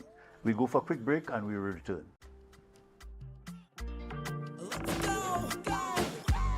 It's a brand new morning, rise. This Christmas we celebrate it. Cause P-Mobile, they coming with rating. So brace yourself for plenty prizes. Cause this season will be the nice.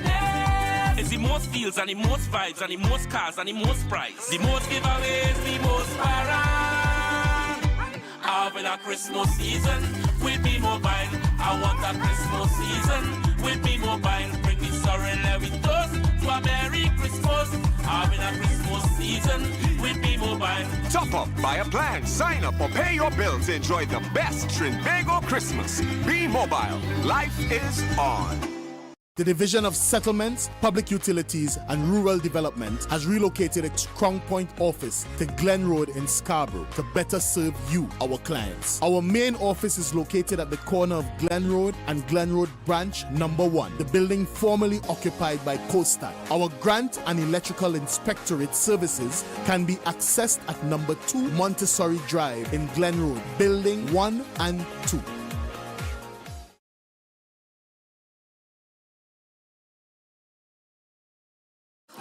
Hey, hello guys, welcome. Come have a seat. Oh, this is so stylish and I love the fabric. Darlings, you must tell us where you got your new furnishings. We got them locally at Standard.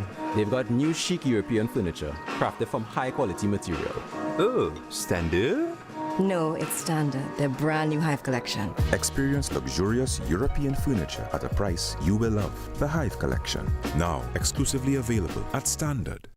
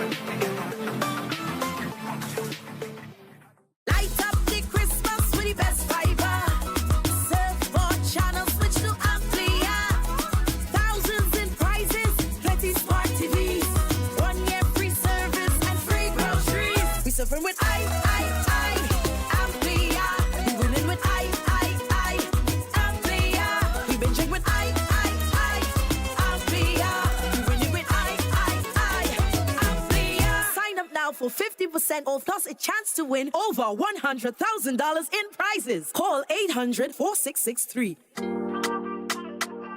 Yeah. Hey. Tobago updates.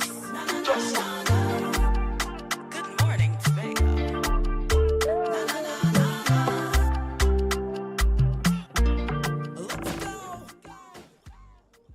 Here we're back, folks, and we continue having this important educational chat with Orlando Kerr, the Assistant Secretary in the Division of Education, Science and Technology.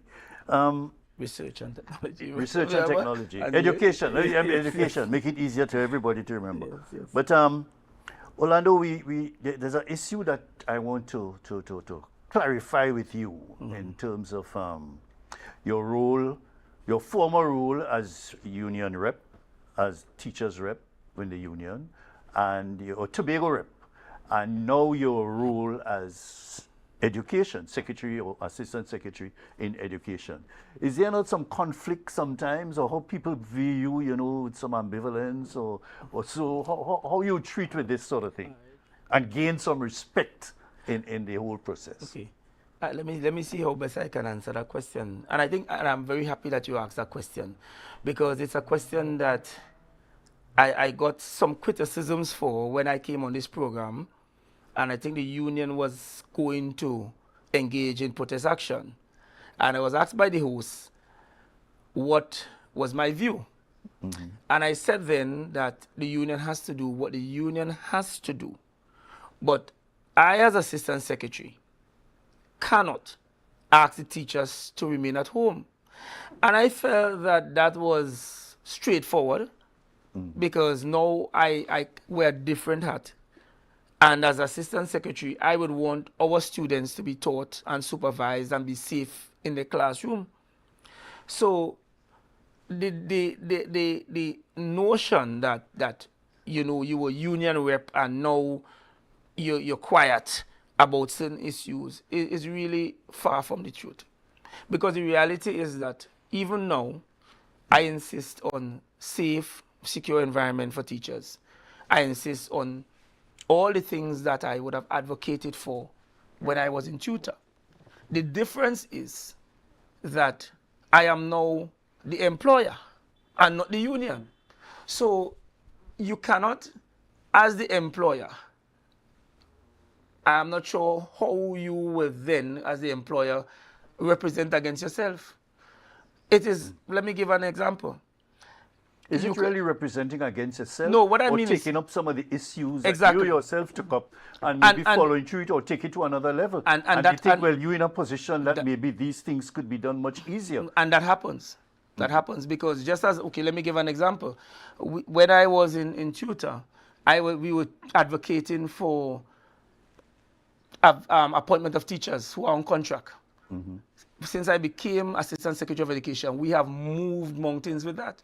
We are actually completing the... What data you have to prove that? No. That is one no, what I'm saying, I'm explaining. We have actually, we have a task force who is completing some work now in terms of the establishments at Speyside and those schools. We are almost complete with that.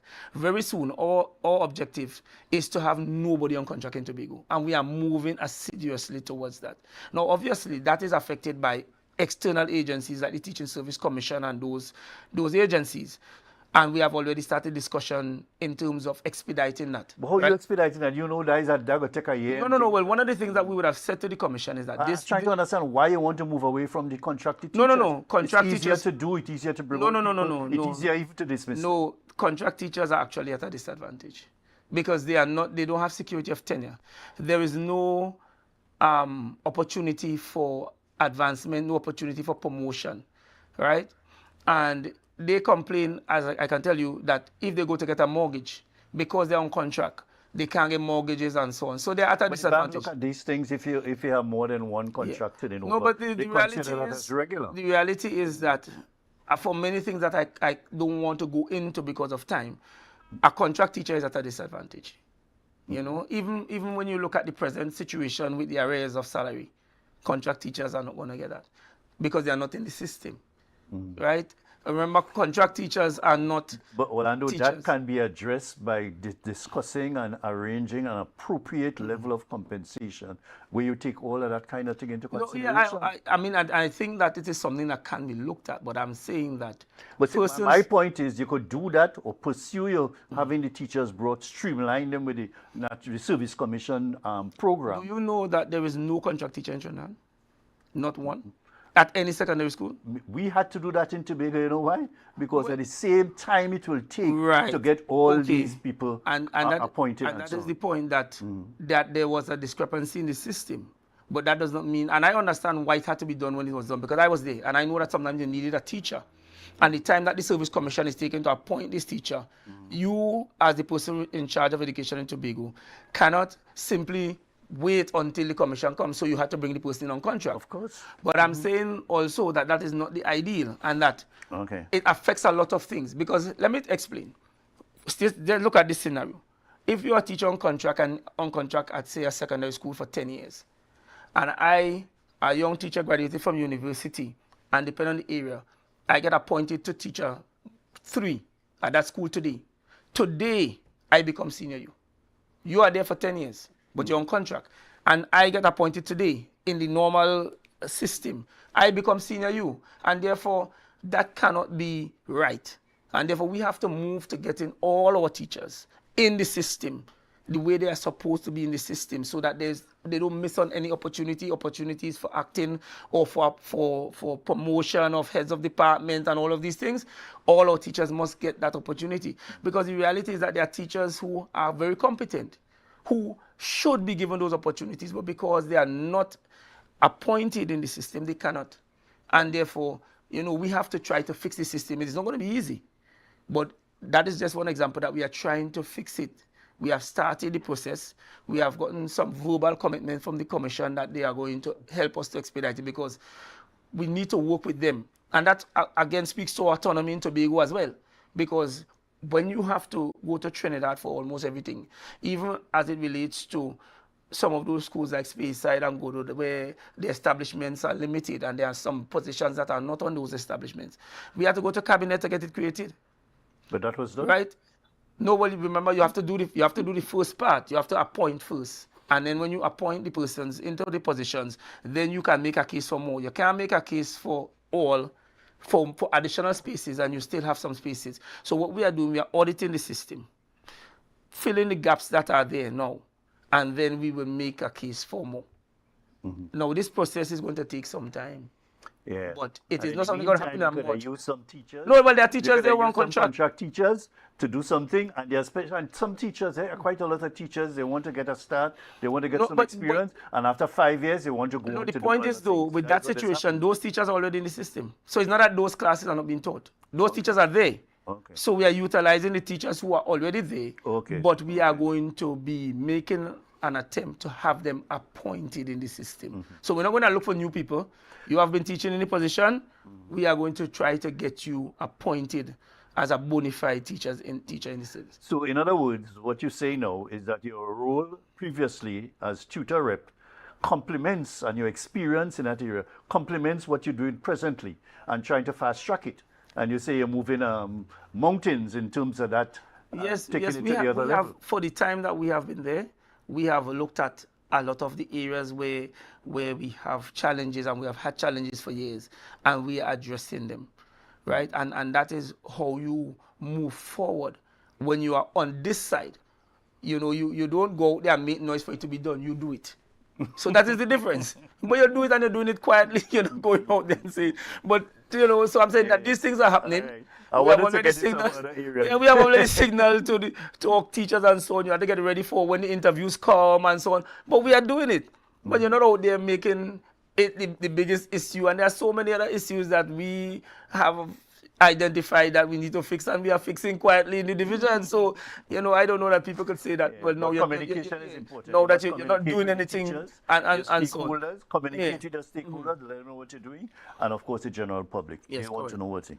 Let's look at an issue that is quite confusing to me at times. The syllabus for this country, for the students or teachers.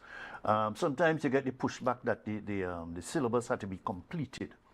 And sometimes you hear the syllabus can't be completed. You can't achieve everything or pursue everything in the syllabus. What on earth is the purpose of the syllabus? If the teacher says it's difficult to complete, and of course you have a set of mixed children in the class and in the school, what was the objective of the syllabus? I thought the syllabus is a general guide to what you should try to accomplish, you know, giving you a specific school situation. You can't be it all for all the schools. I think the thing about it is, and we spoke to it earlier, there are certain pressures in the system. And very often, I might take some licks for this, teachers try to teach the syllabus and not teach the children. Oh, Lord. Because, teachers forgive me, I'm a teacher and I did it too. Because you have an exam coming up. We have an exam coming up, and you are pushing, really, really pushing to try to get the children ready for the exam. And that is one of the reasons why I am of the firm view that this country needs to look back at our selection process for secondary school. Because that C exam is one of the typical examples that I can use, where because the pressures of it to prepare. Yes, the pressures of it. Teachers tend to, you know, you're just running. I taught Standard 5 for years, and I can tell you, I used to have classes, and you know, you're just, as we say in Tobago language, you're just jamming because you're just going, trying to get them ready for the exam. And then certain areas are neglected, because at that time, you were in Standard 5, you weren't doing art, you weren't doing music, you hardly doing any science, you're not testing science, you may do most of that after the exam, and that kind of thing. So that we need to, as I said, it's the whole system that creates that pressure on teachers, and your school is measured by how many passes you get at C. So obviously, I mean, so that some things are neglected. Exactly. So if we look at our system, our education system, and change our system where the teachers can actually focus on developing each child to their strengths and so on, without the pressures of the exam, as I spoke earlier about the universal secondary education and the model, where children will be continuously assessed and they will be placed at a school based on their strengths and so on. And we do away with this competitive nature where some persons in Trinidad and Tobago would rather die than have the status quo change because they believe in the notion that my child must be prestige and this and that and whatever.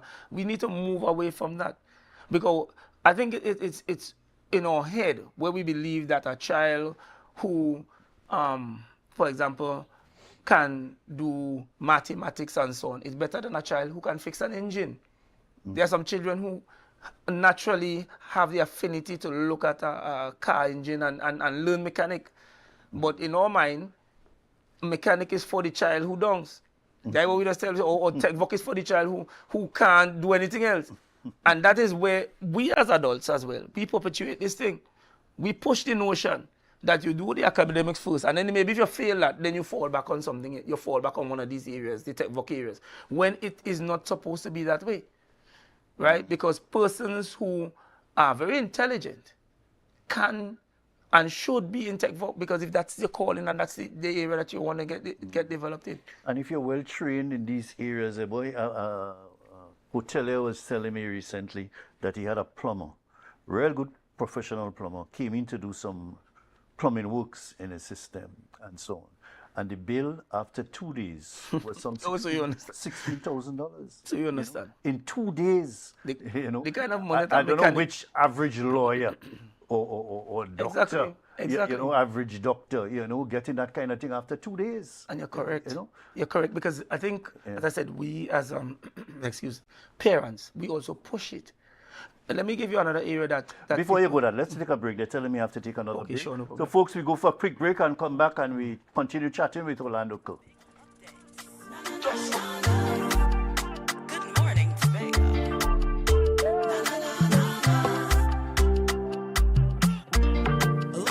Welcome to L'Image Parfait Day Spa, your urban oasis and wellness center. Our services includes massages, treatments, facials, pedicures, weight management, detox programs, and much more. Call us today at 624-1452 or 720-7474. Trinidad locations and Bonacore, Tobago at 273-7772. Let us treat you like the VIP you are.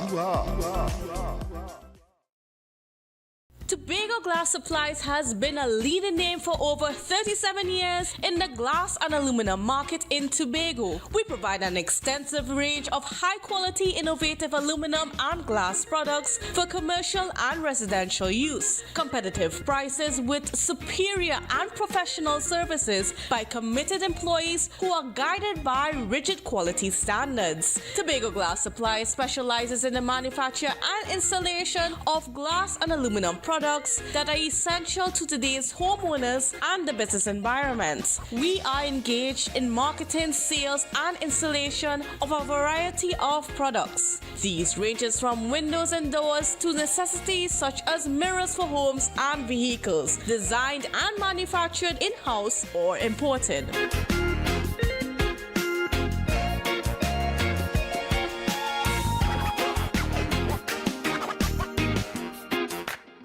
This Christmas, speed is on us. Get up to 300 megabits per second of speed with our new Link Up Plus plan. Enjoy more speed, more channels, and free streaming for less. Plus, introducing Link Up More with up to 1 gig download speed. Download, stream, video call, share memes, and more. Get free installation when you sign up in-store or online today at discoverflow.co.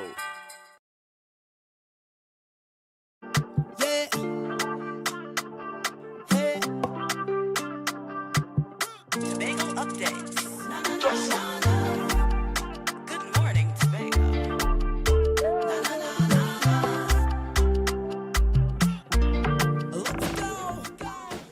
Yeah, Orlando, we just want to chat about the tech voc situation. Maybe we could just spend another 2 or 3 minutes on that, because we have to move to that and be the serious agent of change here in Tobago to get to some of these issues. How are we going to try to at least start the process of making one of the schools a major tech thing like a John Donald's. Yeah, but I know that Like what it used to we be, have right? actually started at Roxburgh Secondary because we have some below for Roxburgh Secondary. We are doing some work there now.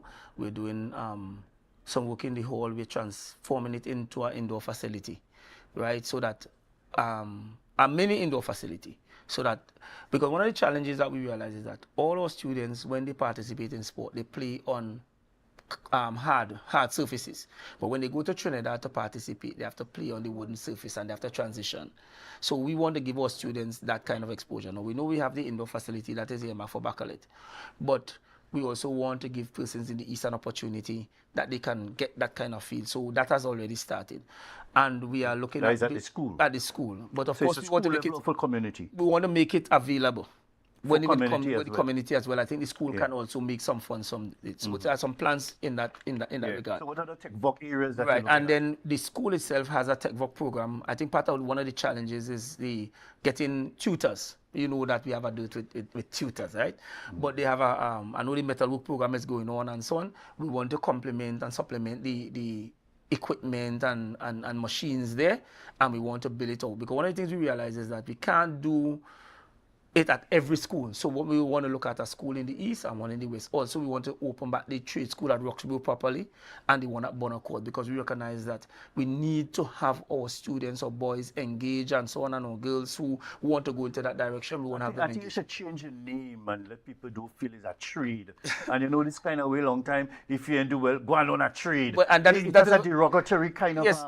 connotations, which I think that we should move away from. There's so many other nice names and uplifting and have an improved kind of system in the same so-called trade centers. I have no challenges with that suggestion, because I think we need to really freshen up the ideas and freshen up the thing. And I said it just before we came off when I said that there's the notion that the trade is a fallback if you didn't succeed academically, and which is a bad notion. And I think I was about to make the point that sport suffers the same fate, where people believe that in order, you know, if you only could play professional sport if you're not academically inclined. I look at professional football, and there are many of the guys and basketball thing. If you do the research, they have their degrees and so on. So it's not dunks people playing sports, as people just think, you know, if you think. And a lot of parents, I want to make a plug. If your child is excelling in sport, give them that push, give them that support. I don't know why we think that, you know, go get a government job. That's what we used to be told when we were growing up. Go get a government job.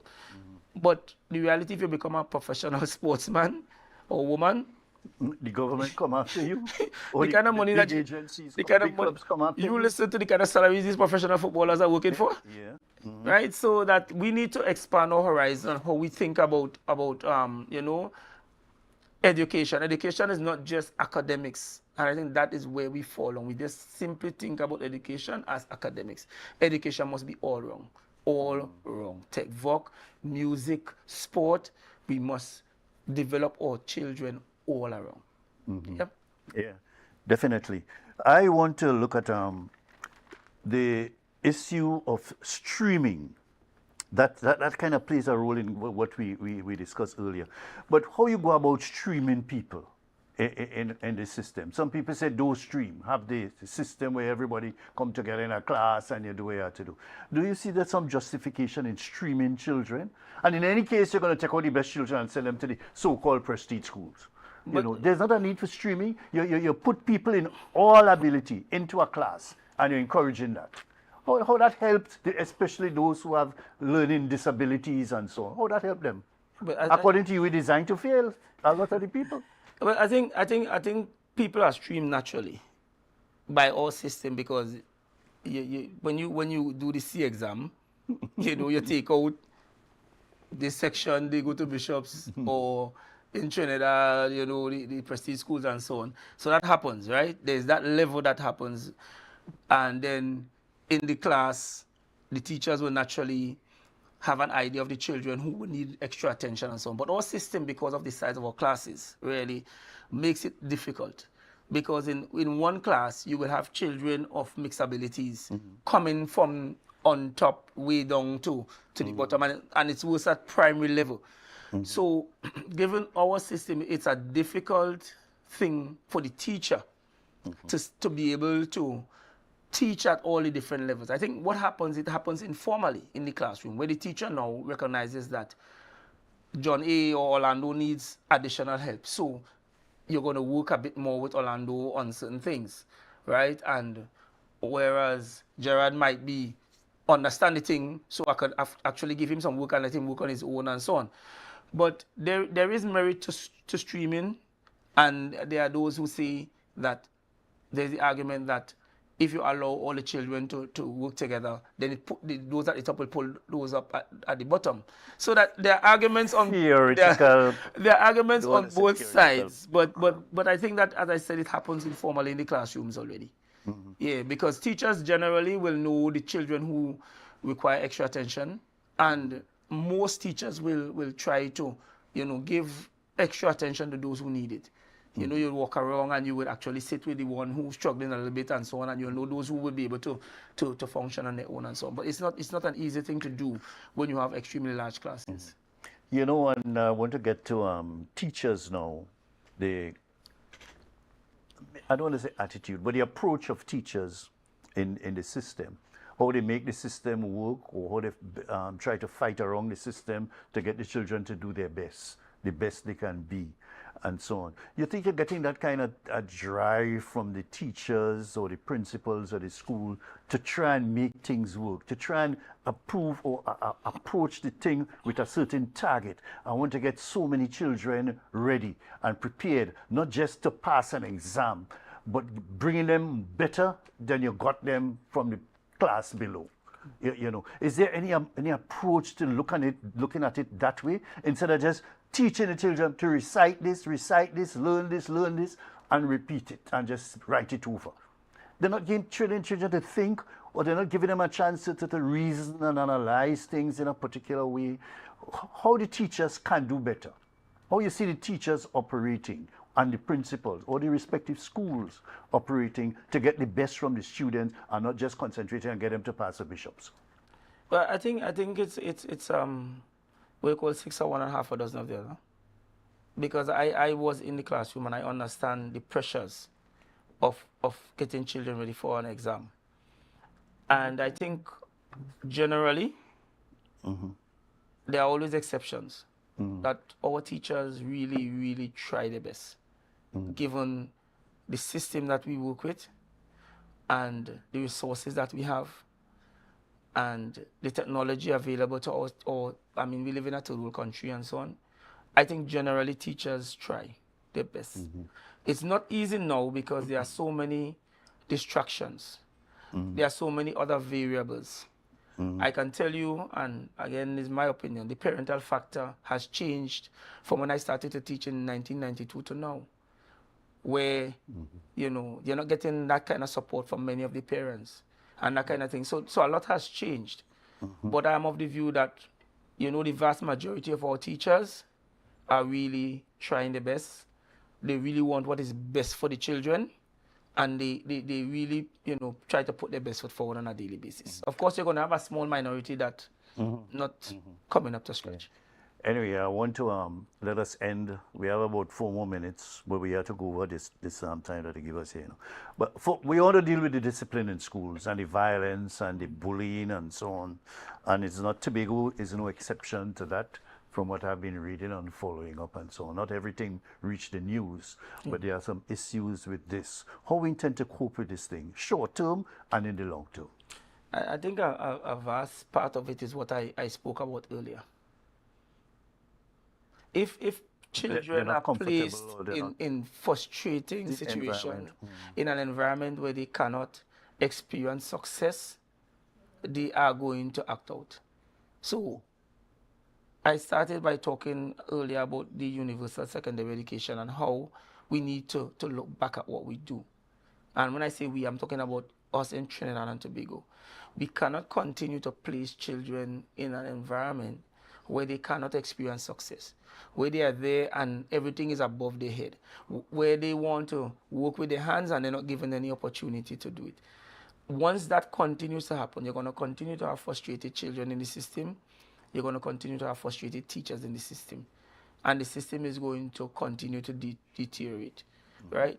Additionally, I think that we need to give support to some parents, right? I think that many persons may be thrust into parenthood without, being ready and so on. I think that we need to look at a way to give support to parents as well. It's one thing to sit and talk about parents, but I believe that many of them, don't really know better either, and they need help and they need assistance, and some of them are frustrated as well. So that we have to look at our most vulnerable in society. We have to look at those persons who are having challenges and so on, and see how we can help them. But the issue of indiscipline is not one simply to go and say, well, okay, we're going to do a disciplinary matrix and we're going to adhere to it and we're going to punish those who are indisciplined. Because very often it's a sign of that child crying out for help. Sometimes that outward behavior, really, if you really dig deep into that child is vulnerable, that child is insecure, that child is even scared in some instances, but they act out. But we have to have the necessary professionals in the system. We have to look at our whole system and try our best not to put children under these immense pressures that we are putting them under. And I think that we really need to sooner rather than later look back at our education system and the kind of pressures that these children are placed under from such an early age. It's really competitive. Our system focuses on testing. It's testing your ways left, right, and center. Instead of teaching and getting them to understand things. And of course, you have the parents on one side telling you, oh, teachers telling you, and it's a lot of pressure. Everybody wants you to, and nobody's even asking you, how you feel, So it's a lot of pressure on these youngsters, and some of them, act out in the wrong way. So I think that we really need to look back at that if we want to address the issue of the violence in schools. Anyway, there's so much other things. We wanted to look at the impact of technology and so on, but apparently time is out on us and so on. But that's another big area. But Orlando, I want to ask you, please let us have another discussion to continue this kind of discourse after the series is over. And let us see how we could contribute to bringing about the necessary change in the system. Education is key to what we do, what we develop as a society. Changing our attitudes and so on, cultural practices and behavior. Getting education is not just about teaching. You rightly said earlier, it is necessary to have things like parental support and counselors in the school, letting the children be able to operate at DA level and that sort of thing. Taking the children and just suspend them and send them to MILAT, I don't even think that is a solution in itself, So there are a lot of things we have to address. Do I have 1 minute? Would I be granted 1 minute to talk about something that is really has really irked me? And it's the media, and it's coincidental that I'm in a media house talking about the media. I have been so disappointed at media practitioners, and I'm disappointed because I believe that you must know your craft and do your craft to the best of your ability. And sometimes I see some reports passing where somebody says something. And in my view, this is my respectful view, as a media practitioner, you have to also do the research and make sure that you present the facts and not just simply present some statement that might, I have no problem with presenting those statements. But as a media practitioner, you have to, and I want to say this across the board, do the research. Don't have people making statements that are untrue, and you are just simply bringing the statement as fact, and you are not even trying to present the facts. Because you see, we live in a society where, just as we said earlier, influences and so on. And we have to always try to be balanced in our approach. And I look at news every night. I listen to a lot of the shows, and I'm frankly disappointed. And that has nothing to do with politics. That has to do with me personally, because I've always been a person who pay attention to the news and so on. And I think we need to lift the bar. When you look at, I used to follow CNN and those media houses, and very often they will bring what you say, but they're going to also bring the research and saying that, okay, this is what you said, but this is what the research says. And I'm saying that is the direction we have to go, because sometimes I get very depressed when I listen to the news when I see that certain houses are bringing certain things that I mean, if you check it, if you fact check it, you will realize that what is said. It also, I want to urge the persons in the media, right? This is not just about somebody saying something. You have to remember that you are a source of education for the population, and that therefore, when you are bringing your media stories and so on, you can bring the facts of the matter. Do your research and bring the facts of the matter. And my thing is that it must be in context, you know. You don't be distracted. A major event taking place, take the main speaker about some of the programs or some of the big issues or the achievement, but somebody say something on the side, or somebody cuss or something on the side, you're quick to bring that, and you miss the whole objective of the whole media conference or story that you're covering. That is what saddens me. At times, I am in awe at times when I listen to certain people. You know, I would be at an event, and the part that is brought, I'm like, wow. It has, as you said, the whole substance of the thing is gone, and you take out a little part because you. And I'm saying, that's one of my biggest disappointments. You know, I wanted to say it here. I'm not saying that. Everybody, we all have to try our best. I'm saying that we have exactly. It's about the society and the country, and you have to be able to give people accurate information. It's like if we glorify bad news or silly news and so on. Accurate information. We really have to do something to improve our standing and what we can contribute, whether it's media or by parenting or by teachers or the administration.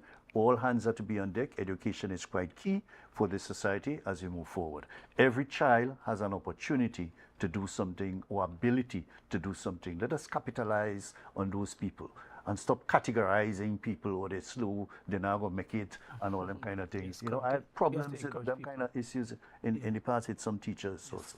Folks, this brings us to the end of the program. Orlando, I just want to thank you very much. I mean, this has been a very enlightening one, and I'm going to pick you up on let us having more information about different sectors of the education system that we can enlighten people to play a greater role in making our education system better, more acceptable, and to generate greater prosperity and success for the society. All right. Thank you, folks. Tomorrow we have Tashia Boris, the Secretary for Councillor Tashia Boris, and that will be looking at tourism, transport, and communications, and antiquities, and culture, and that sort of thing. I'm sure she may have some interesting news to announce, I'm hoping, you know, but we look forward to that tomorrow. So stay tuned. Another interesting discussion with Tashia Boris tomorrow morning on Tobago Updates Beneath the Surface.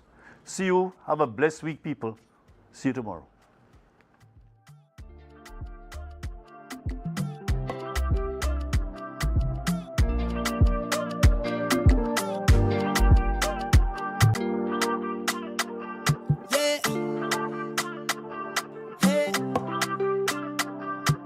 Tobago Updates.